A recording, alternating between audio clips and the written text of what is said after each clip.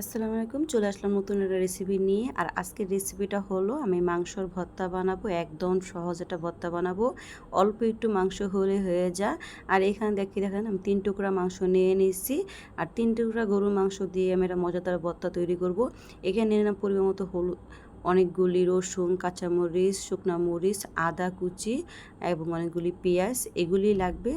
আর পরিমাণ মতো একটু হলুদের গুঁড়া, পরিমাণ মতো লবণ দিয়ে আমি কোনো পানি অ্যাড করব না। আপনারা চাইলে এখানে সরিষার তেল অ্যাড করতে পারেন। আর আমি সয়াবিন তেল দিব।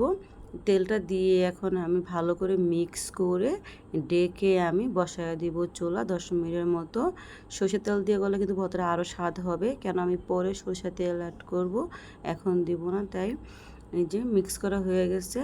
আর আপনারা চাইলে একটু যত ছোট করবেন মাংসটা ততই কিন্তু ভালো, আর পানি লাগবে না। আমি কিন্তু এখানে একদম ছোট ছোট করে, যেরকম করে আমরা কাবাব বানাই এরকম পিস করে নিচ্ছি, নিয়ে তার জন্য আমার পানি লাগবে না। এখন ডাইখা বসায় দিব।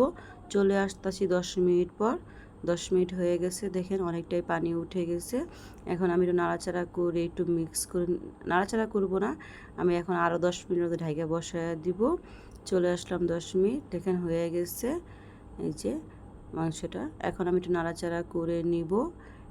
এই যে এভাবে করে নাড়াচাড়া করে একটু মিক্স করে নিলাম, হয়ে গেছে। এখন আমি 5 মিনিটের মতো একটু ভাজা ভাজা করে নিব।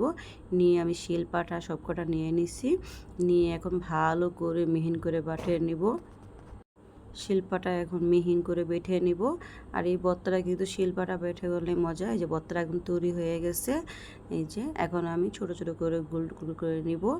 আর এই ভর্তাটা যদি বানাবেন এই দিনকে তো বুঝে নেই, ভাতটা একটু পরিমাণে বেশি লাগবে, কেন ভর্তাটা কিন্তু অনেক স্বাদ। যাইও একবার ভর্তাটা খান নাই, আমি বলবো এই রেসিপিটা বানায় একবার হলো খেয়ে দেখেন, অনেক স্বাদ হয়। এই যে এভাবে করে ছোটো ছোটো করে আমি পিস করে নিব। আপনারা কিন্তু এই মুহূর্তে একটু সরিষার তেল মিক্স করে নিয়েন, আমি একটু তেল দিয়ে দিচ্ছি। এই যে এভাবে করে সব কটা ভর্তা আমার একদম তৈরি করা হয়ে গেছে। আমার ভর্তার রেসিপিটা কেমন হচ্ছে আমাকে জানাবেন, কোনো ভুল হলে কমেন্ট বক্সে জানাবেন। আর প্লিজ সবাই আমার চ্যানেলটা লাইক এবং ফলো করে দিন। আসসালামু আলাইকুম, আল্লাহ হাফেজ।